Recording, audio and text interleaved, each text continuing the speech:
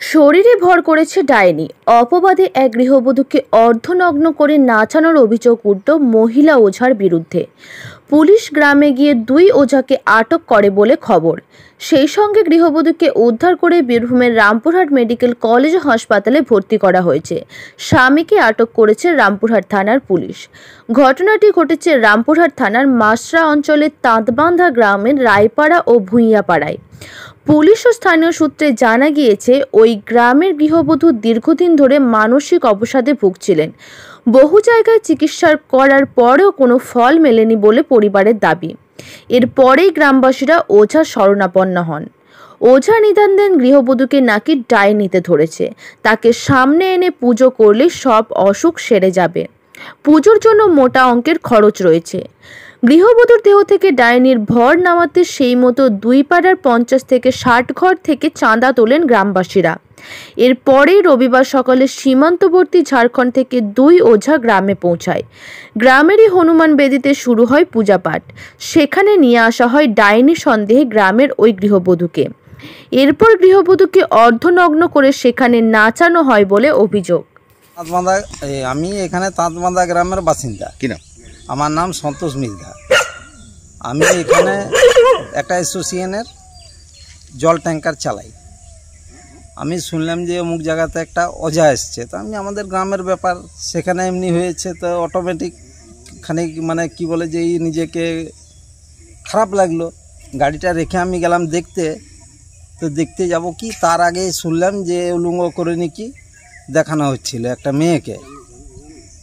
এবার মেয়েটা উলঙ্গ হয়েছিল, মানে শাড়িটা শাড়ি আর ব্লাউজ খোলা ছিল, সায়া পরেছিল।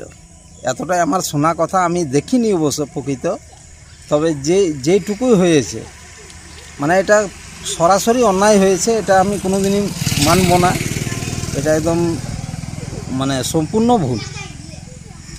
এটা ভুল বশত এমনি করেছে। তারপর গেলাম আমরা, যে ওখানে প্রতিবাদ করলাম যে এমনি করছিস কেন বা কেন করবি। এই করার পর তারা যাই হোক এদিক ওদিক হয়ে গেল মানে ওখানেই ছিল। আমি তারপর চলে গেলাম আমি অফিসে, অ্যাসোসিয়েশন অফিসে। এরপর ফোন করলো, বড়বাবু এলো, তারপর বিডিও সাহেব এলো, এসডিপিও এসেছিলেন। এসে এখানে যাই হোক ওই ওঝা দুটোকে আর যাকে উলঙ্গ করেছিল তার মা বাবাকে তুলে নিয়ে গিয়েছে।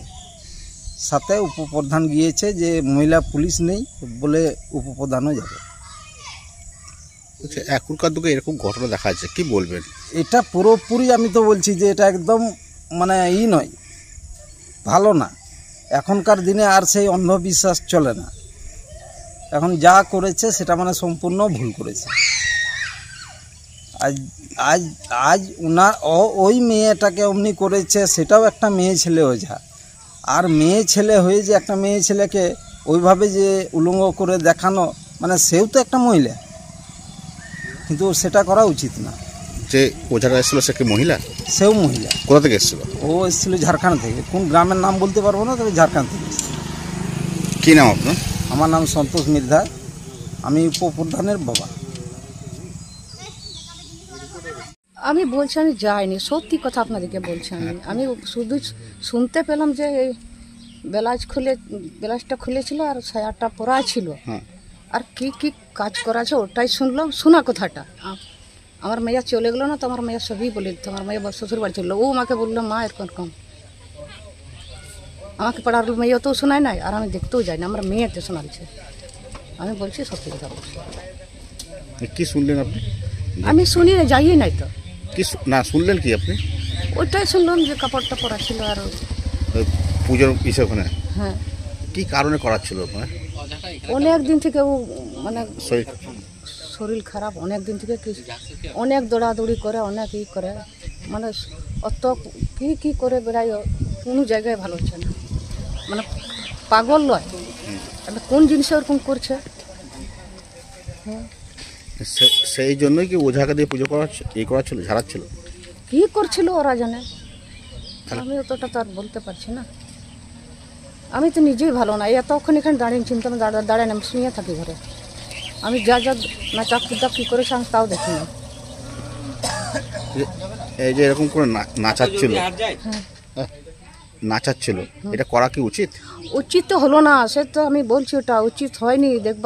ওই দেখবার লেগে আমি যাইনি, আমি বলে দিলাম যে কে দেখতে পারবে সব। আপনি মানা করেছিলেন আপনার বাড়ির লোক? না, আমার বাড়ির লোকে না, আমি একা বলছি।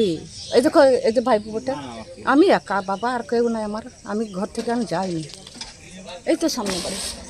এরকম ধরনের ঘটনা ঘটুক আপনি চান না? এসব ঘটনা আমি দণ্ডবোধ করছি, আর কোনো দেখতেও চাই না, শুনতেও চাই না। কি নাম আপনার? শঙ্কর রায় বললাম। আমি কি শুনবো, এই লোকে যা বলছে ওগুলাই শুনছি। কি শুনলাম? এই যে লোকে যেগুলা বলছে সেইগুলাই। কি বলছে? কি বলছে, ভালোর লেগেই বলছে, খারাপের লেগে তো কেউ বুঝতে দেবে না। বলছে কি শুনলাম? আমি অত বলতে পারবো না,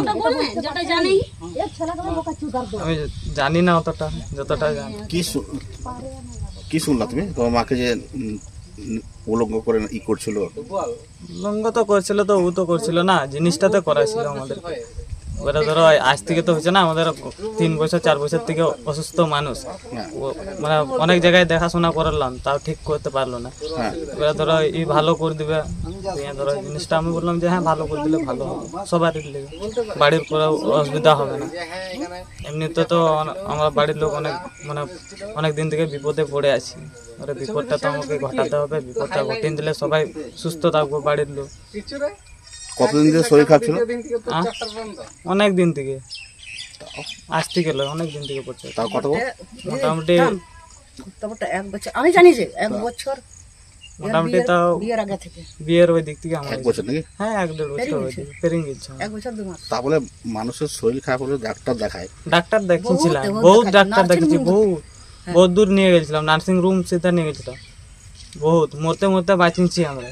তা বলে যে গ্রামের লোকের সামনে এমনি ভাবে যে করলো, এটাকে ল্যাংটা করে, এটাকে করা উচিত?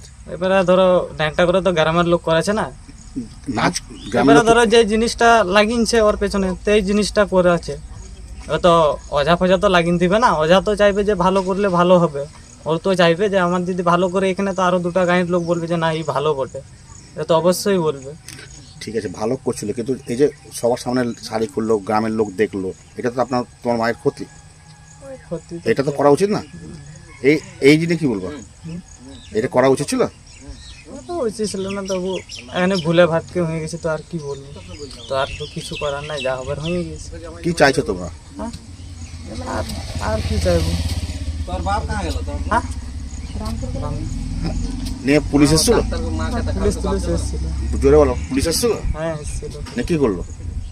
পুলিশ কি করবে,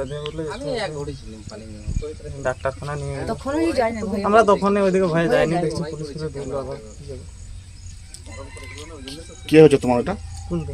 ওটা যে জায়গা ন্যাংটা বলছো, ওটা নিজের মা বটে আমার। কি নাম তোমার মায়ের?